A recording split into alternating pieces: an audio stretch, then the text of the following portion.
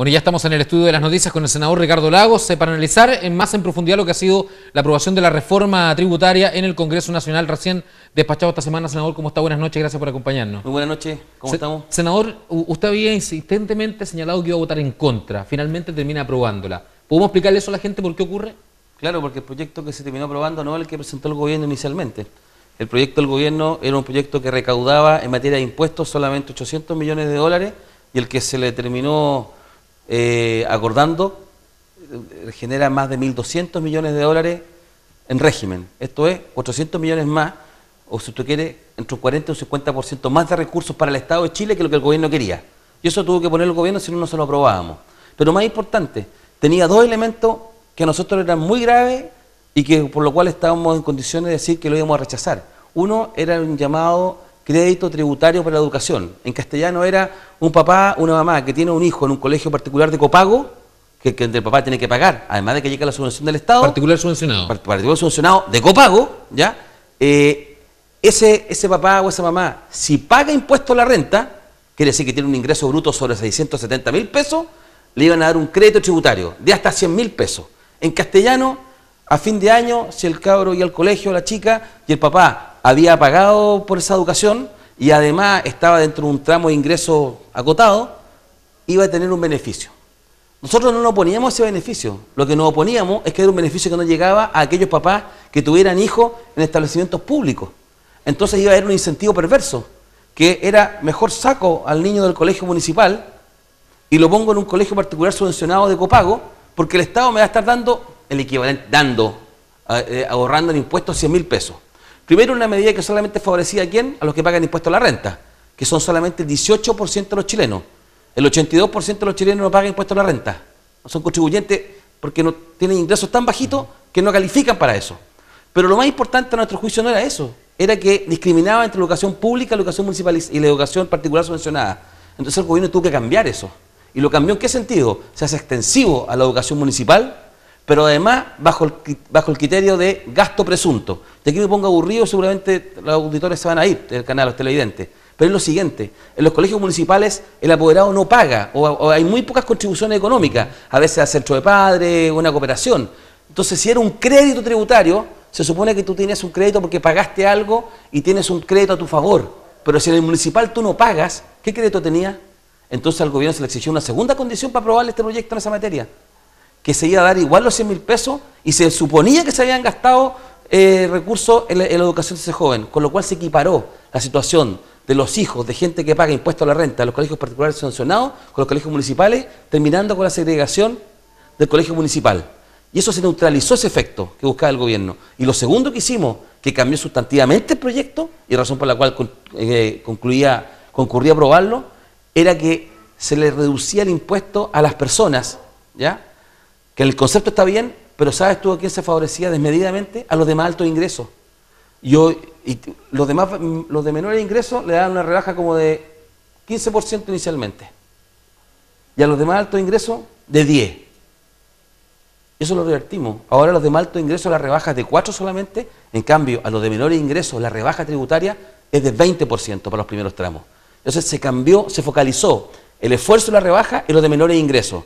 Y eso le generó menos distorsión al proyecto. Si a eso le suma lo que te dije, que recauda más que el proyecto original, se agregó un fondo de educación de 4.000 millones de dólares. Eso es mucha plata, pero yo no engaño a nadie. No son 4.000 millones que se van a gastar en la educación.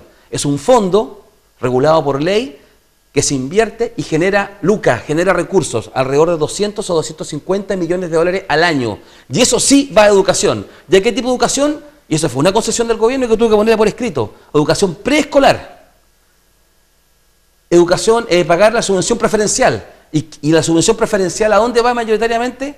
A los colegios municipalizados. ¿Por qué? Porque es una subvención que atiende a los niños vulnerables. Y la mayoría de ellos está en colegios municipalizados. O sea, ese fondo tiene un sesgo o un beneficio, está inclinado a favor de quién? De la educación pública. 3. Obtuvimos también que se introdujera lo que se llama la factura electrónica, que es la posibilidad de recaudar impuestos hasta por 400 millones de dólares porque hoy día se elude. Y por último, o anteúltimo, un elemento muy importante para concurrir a aprobarla, ¿sabes qué fue? Que genera un piso de recursos que se requieren para la educación. Si las demandas que hubo el año pasado hay que financiarlas. Entonces yo no iba a negar ese financiamiento de que el Estado chileno tuviera 1.200 millones de dólares más para ir en beneficio de la educación pública. Tema importante, esta no es mi reforma, a mí no me gusta esta reforma. Te puedo explicar por qué la aprobé. Usted dijo ayer que entre nada y poco era mejor poco. Sí, entre nada y poco, prefiero poco. Pero yo esta reforma no me gusta, porque fue insuficiente, a mi juicio. Porque creo que no ha hecho un esfuerzo en justicia tributaria como corresponde. Muchos chilenos tal vez no lo saben. Hoy día las empresas chilenas, cuando van a pagar su impuesto por las utilidades que obtuvieron, la pagan en función de ¿qué? De que si retira la utilidad, paga el impuesto. Pero si decide reinvertirla en la empresa o comprar acciones de otra empresa, no paga el impuesto, lo posterga en el tiempo. Tú con tu sueldo y yo con mi sueldo, muchos de los que están viendo, no pueden hacer eso. Tú no puedes ir a comprarte una acción de Falabella y decirte, cuéntemelo ahora, no pago el impuesto. ¿Ah? Entonces, esa injusticia hay que cambiarla. Porque si tú modificas ese sistema, que es único en el mundo en Chile, no hay otro país. En todas partes del mundo usted tiene un negocio, usted le va bien, usted paga un impuesto. Y si quiere reinvertir, reinvierte después de lo que te queda. Pero acá no están pagando el impuesto a los que más ganan.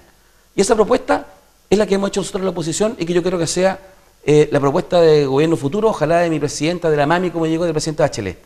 Pero ¿qué te quiero decir? Que es importante haber aprobado esta reforma, porque le subimos el impuesto a las empresas del 17 al 20%.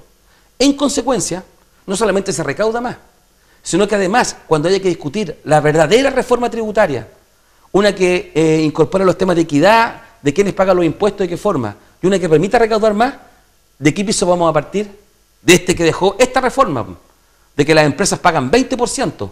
Y si yo quiero llevar el impuesto a las empresas grandes sobre todo, a un 25% o a un 24%, ¿de dónde voy a partir? ¿Por qué cuesta tanto meterle la mano al bolsillo a los empresarios? Es que es importante este concepto porque digo que queda un piso, Manuel, porque ocurre que partir de 20 para llegar a 24 o 25% es más fácil que partir negociando de 17. Por esa razón era importante también aprobar esta reforma, por modesta que fuera. Finalmente, senador, para terminar, quiero llevarle un tema local. Hay preocupación entre quienes se dedican hoy día al agro en el sector de Cuncumen, en la comuna de San Antonio. Hay un proyecto de riego que es tremendamente importante, que va a significar cambiarle la cara a Cuncumen en cuanto a potencialidades. Lamentablemente sigue frenado. No una aclaración, un complemento. No solamente le va a cambiar la cara a Cuncumen ese proyecto, está hablando de un proyecto de riego de más de 4.000 hectáreas. 4.000 hectáreas. Todo lo nuevo que se ha plantado en la zona de Leida, no es ni la mitad de eso. Para que nos imaginemos la dimensión del proyecto que está acá. ¿Y cuál es el tope que tiene este proyecto? Hoy día está trabado por los temas del acceso y los derechos de agua. Entonces, aquí no es que sea culpa de nadie, yo lo que quiero y pido y bregaremos, y así me he reunido con los socios de la comunidad de Cuncumen que está detrás de este proyecto, como con las autoridades públicas, es para destrabar esto. Acá hay todo un complejo de derechos de agua que se han pedido y que no se han resuelto. Hay solicitudes que se llama. En tanto esas solicitudes no se resuelvan, esto no se va a destrabar y vamos a impedir el desarrollo de esa zona que primero requiere porque tiene altos niveles de desempleo esa zona, pero sobre todo, ¿sabe qué? Es para nuestro San Antonio, para este puerto. ¿Sabe lo que se va a producir? ¿Es fruta de qué? De calidad. ¿Para qué? Para exportación. Eso genera empleo y eso también genera actividad en el puerto de San Antonio. Entonces, este es un tema bien medular para el desarrollo regional. El presidente de la República concurrió hace 1 año y medio en Valparaíso a presentar el plan quinquenal. Esto es de 5 años para todo Valparaíso, el interior, el exterior. Y el tema que puso en materia de regadío era Cuncumen.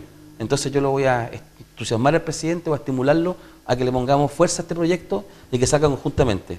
Si el gobierno lo hace, como lo hizo en Leida, que logró al final, no algo se demoró tanto tiempo, pero fue este gobierno al final el que, aprovechando el trabajo anterior y poniendo la decisión de este gobierno, sacó el agua potable en Leida. Yo aplaudo a este gobierno en esa materia. Y si va a sacar a Cuncumen, lo vamos a aplaudir conjunto, porque este es un tema que le importa para la gente. Este sí que no tiene color político. El agua viejo no tiene color político. El agua es necesaria como bien básico humano, pero al mismo tiempo para la reducción económica, y Cuncumen, y creo que San Antonio se lo merece. Senador, gracias por estar esta noche con nosotros. Muchas gracias a ustedes. El senador Ricardo Lagos aquí en el estudio de las noticias. Nos vamos a la pausa comercial. Quédese con nosotros, volvemos dentro de un instante.